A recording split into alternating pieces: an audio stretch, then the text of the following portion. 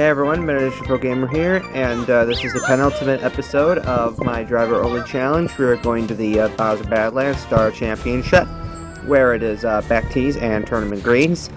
I am playing without saving whatsoever, and I am doing this with only a driver and a putter.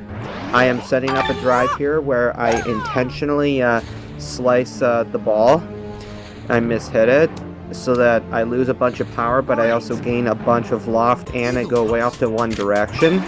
And that's the reason why I play as a lefty, is just basically for this hole only, so that I can exploit this tactic to get an eagle with relative ease. And now this second hole, I tend to lag it safe over to this area here. There's aren't very many better alternatives, or different options to the flag, regardless of where I'm at. Since it is raining, generally the ball will go lower than you would normally expect it to, and both topspin and backspin will be weaker than normal. And when you're putting on the green, you will have to add anywhere from 30% to 50% extra power as you're putting.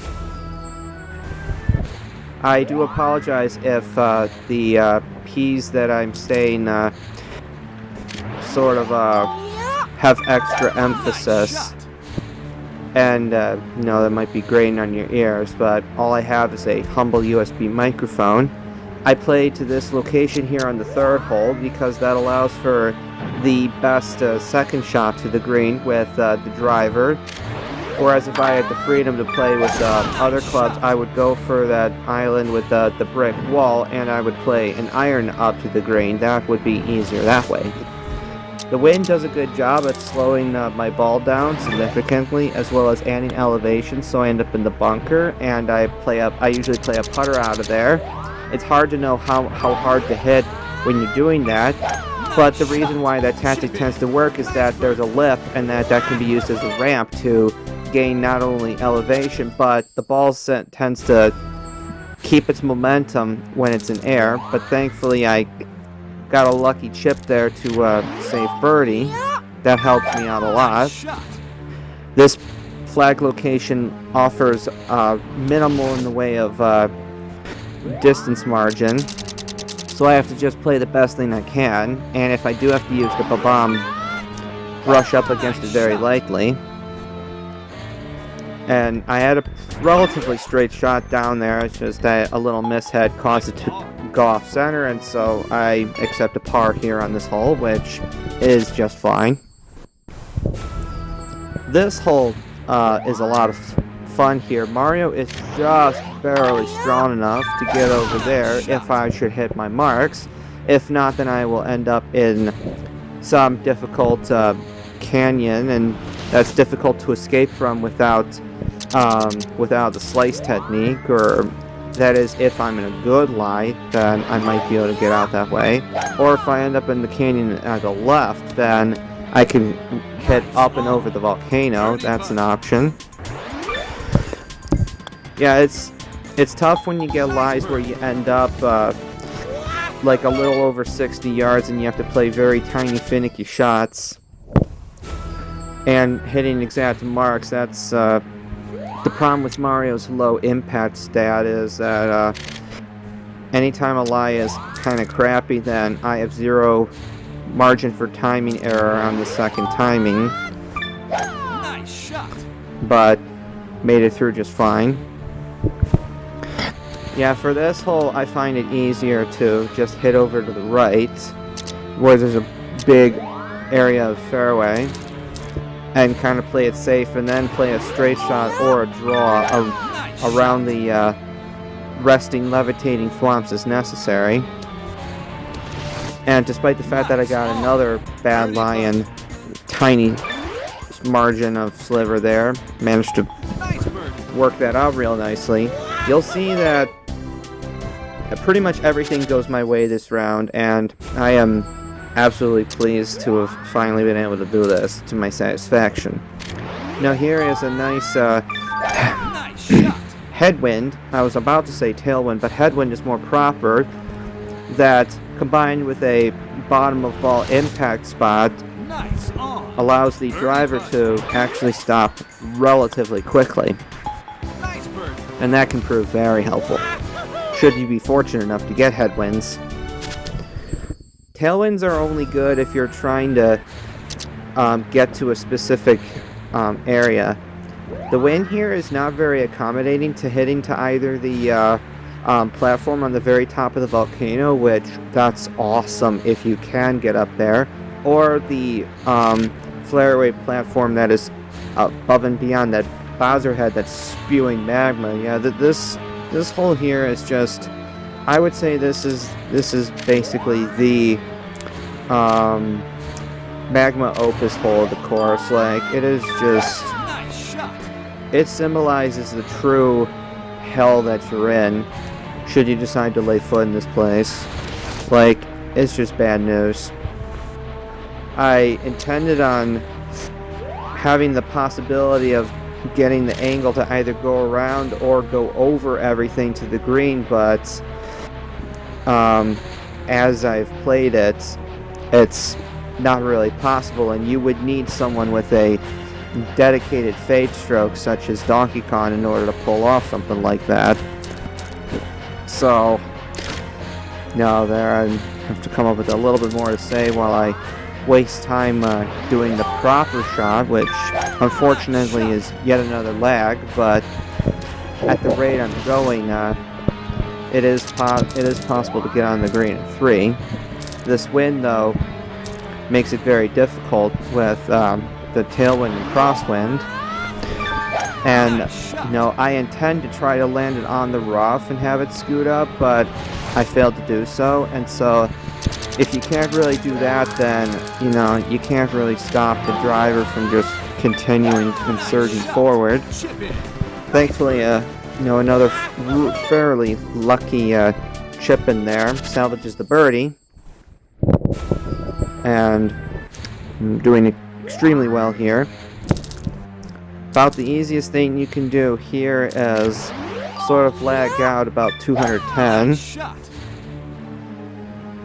No, you want to be careful maybe not to land directly on the fast fairway, because otherwise you'll end up in front of a wall that you probably can't scale. Thankfully Mario is strong enough to have it be generally where I can play a longer second shot.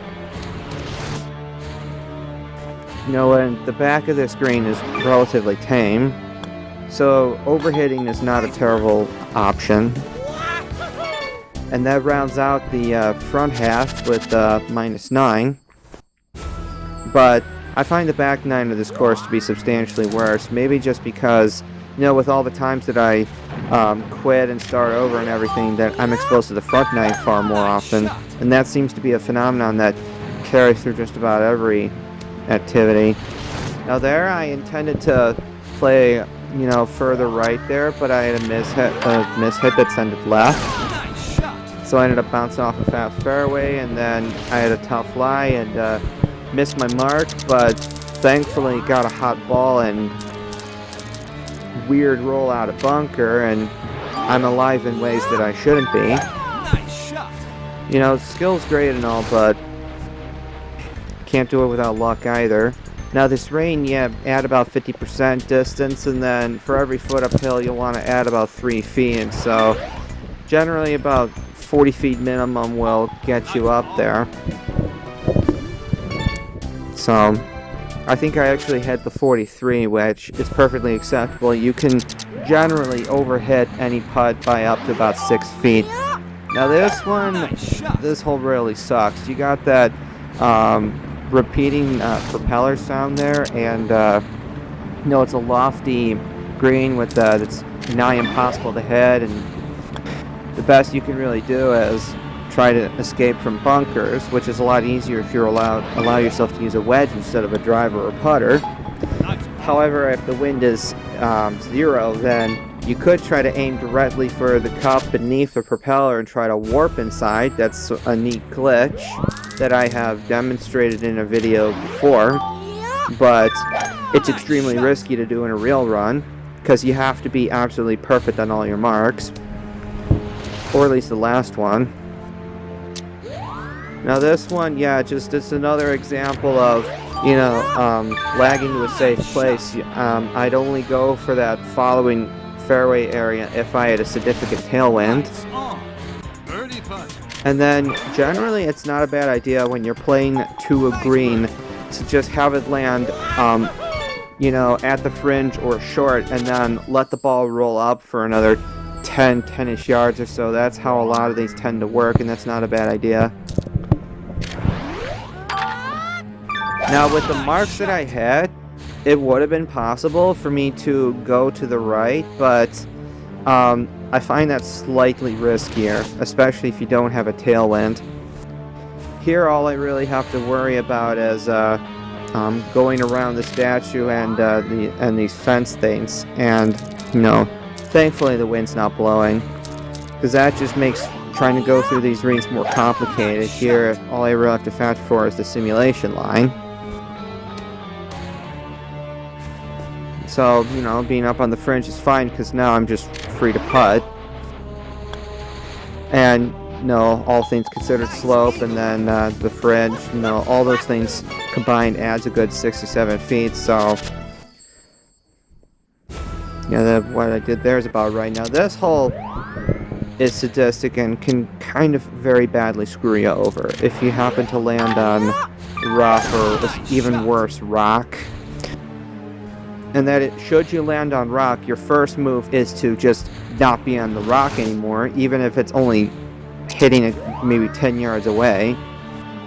Here I do something stupid but awesome, and I actually shoot on the bridge.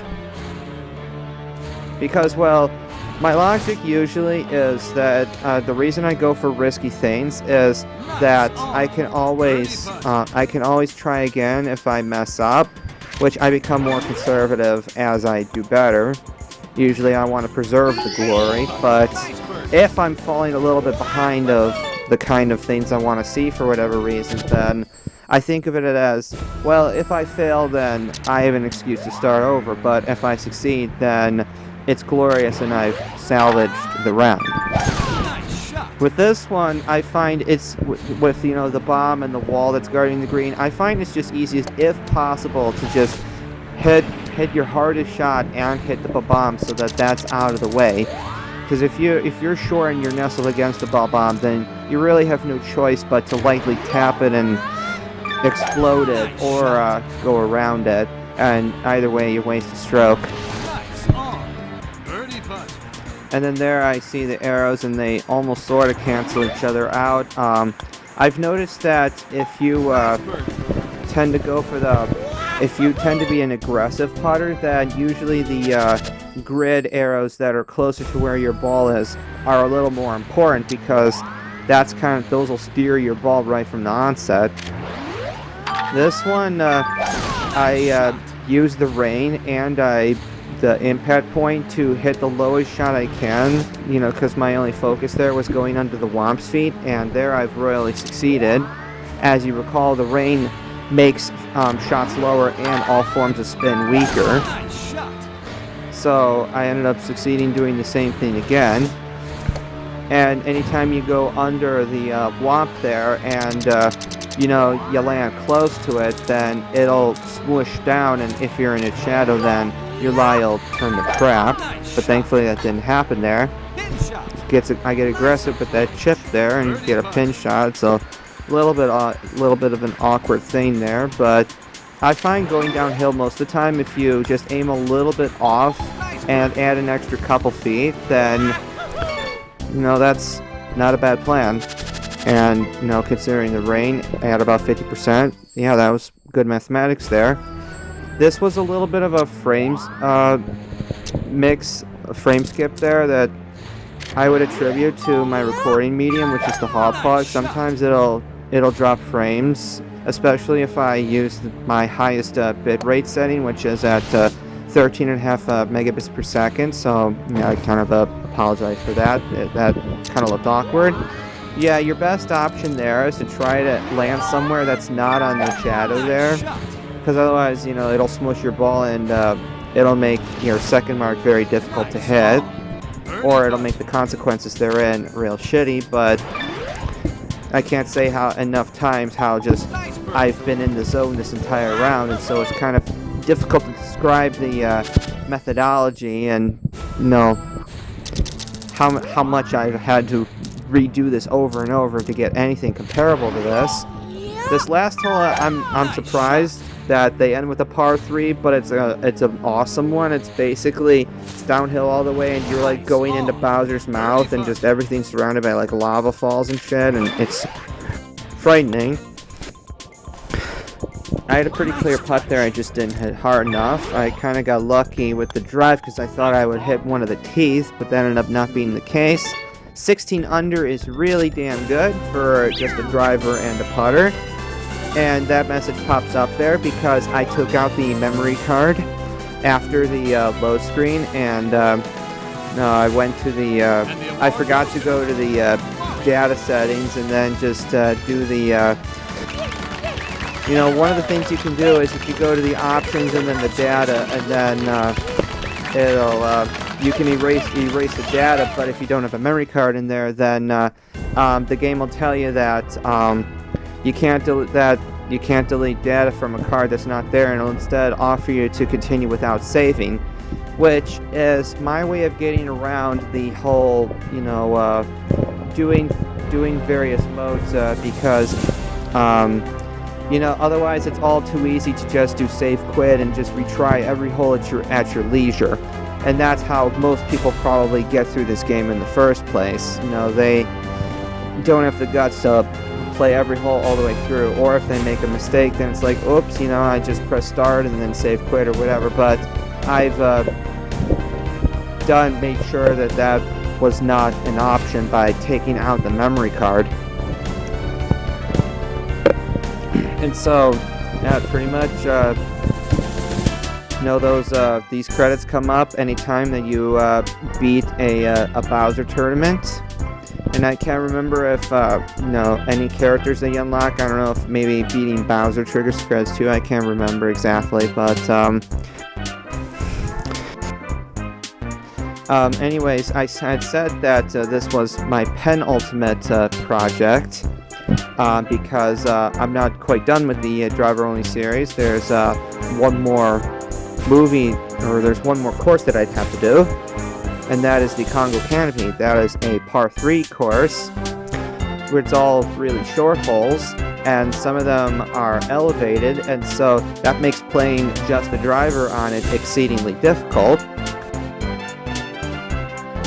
Now, maybe getting through a round in and of itself might not be the most difficult thing because, outside of OB, there's only the occasional water hazard, but to take it up a notch and really end this series with style is to do one-on-one putt.